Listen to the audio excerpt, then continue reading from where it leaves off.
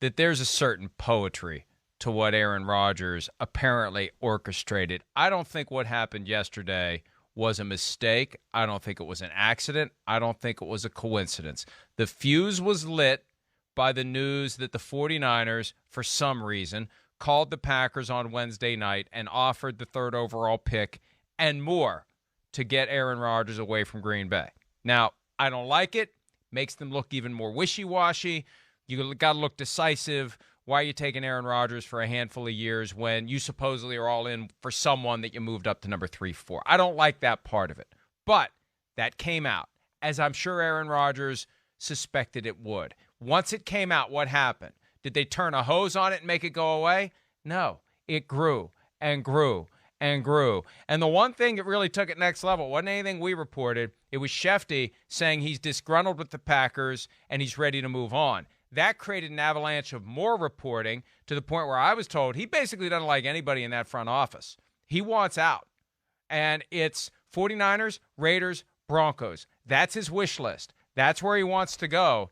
And that created an expectation that maybe something would happen last night. But just because it didn't happen last night doesn't mean it's not going to happen, because we heard from Brian Gutekunst. We heard the old school football guy attitude. Basically, you're under contract. We're not doing anything about it.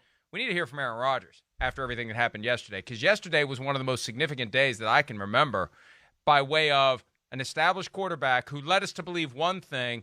All of a sudden, it just blew up in the other direction. Well, it's crazy. You're right. Established quarterback. Beyond that, arguably the top 3 player in football. Really. The MVP of football. That's where it's just absolutely crazy.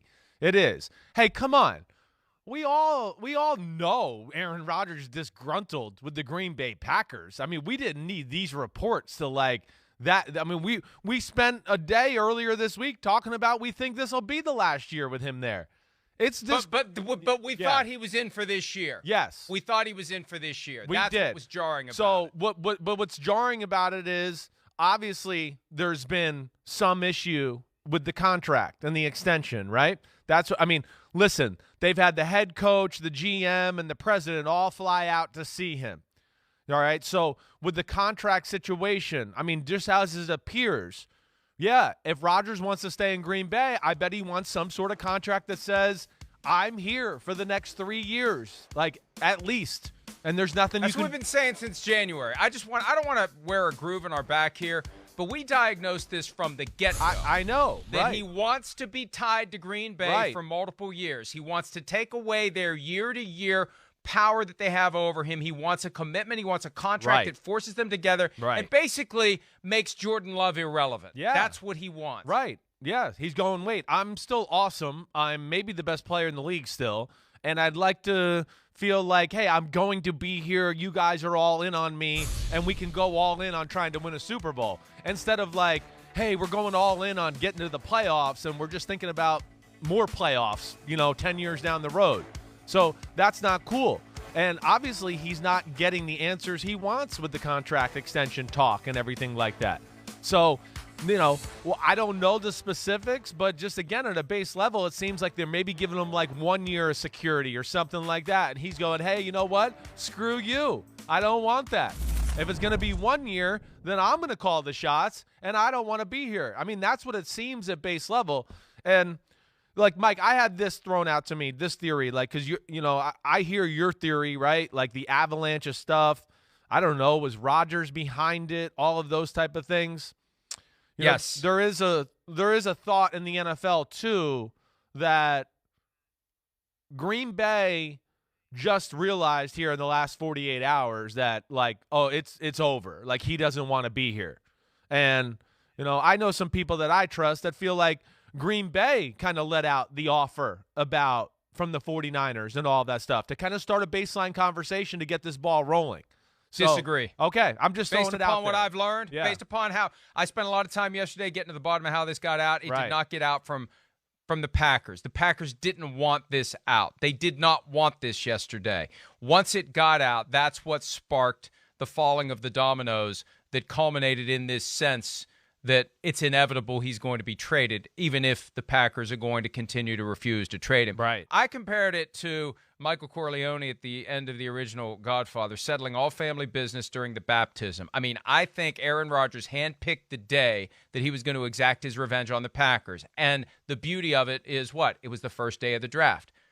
1 year after the first day of the draft, when they threw him neck deep into a vat of tequila by taking Jordan Love and surprising him and pissing him off, and he got his revenge exactly 1 year later, not on a calendar standpoint, but the start of the next draft. I think that was calculated to some degree. Look, when you're going to be regarded as one of the smartest players to ever put on an NFL uniform, people are going to assume that a lot of things that happen are calculated. And I look at this, too, what he told Pat McAfee after he lit the fuse following the NFC Championship game and freaked everyone out about his future by lumping himself in to the group of people who may not be back next year. He said, ultimately, my future is not necessarily in my control.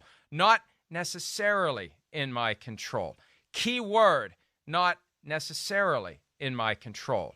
He is now attempting to control his future. And my big takeaway once the dust settled on round one, Chris, and he wasn't traded, obviously we'd be talking about that if he was, the time's come for him to tell us what he wants. Yeah, I agree with that. Beating around the bush, being passive-aggressive, making a vague comment, forcing others to try to interpret it, and then getting upset at people like me for trying to interpret his vague and ambiguous words. That's over, Aaron, because we know you're capable of telling people what you want, because you're telling everybody you want Jeopardy. Okay, fine. We know that. You can stop talking about it. Now tell us what you want from your football career. It's okay. You're allowed to tell us what you want. You've earned that right. Quit playing games and tell everyone what you want. That's what I believe he needs to do sooner than later. By the way, he's going to be at the Kentucky Derby tomorrow. Hopefully somebody will ask him what he wants. And hopefully he'll give us a straight answer, not this beating around the bush bull crap that we've been dealing with for how many years now. Yeah, I hear you. I hear you. Now listen, you know, we could say all we want and all that, but I mean, he's got every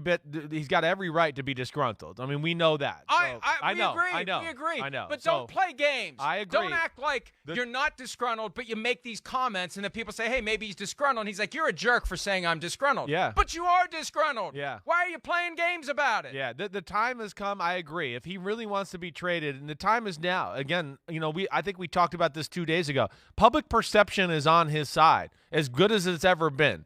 You know, everybody realizes he's kind of been wronged there. He's never had, like, the great superstar talent that some of the other quarterbacks have had around them. It's always been on him. He's the mismatch. That's it. He's never had, you know, Gronk and Julian Edelman with Hernandez, or a Moss with a Wes Welker, or a Marvin Harrison, a Reggie Wayne, a Dallas Clark, and a Edgerrin James. Really, when you talk about like the great quarterbacks of all time, Rodgers has had the least amount of great support around him out of any of them. Any of them.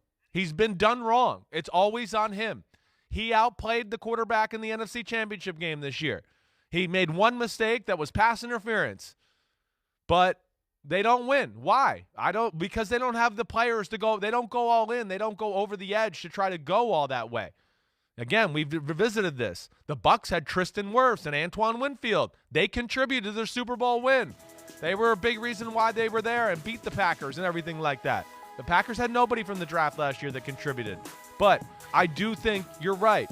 Like, if he really wants to make this happen, I think it's time to play hardball and stop, you know, playing games to a degree. And too much happened yesterday. Yeah. Too much happened yesterday for him to say, well, you know, there's a lot of reports out there. But let me ask you this. There's a lot of stuff that people say that isn't true, blah, blah, blah. You got to take it head on if you really want out. I don't think it's like that was like a part of the master plan. I don't, at least to me. You tell me. When Schefter reports it, it's part of the master plan because he's only going to go with the thing that he knows it's okay to go with. Yes. He's not going to go with the thing that turns the world upside down and pisses people off at it because then he doesn't get his 5-minute heads up for the transactions that are otherwise going to be announced. He's not going to wade into a report that people don't want out there.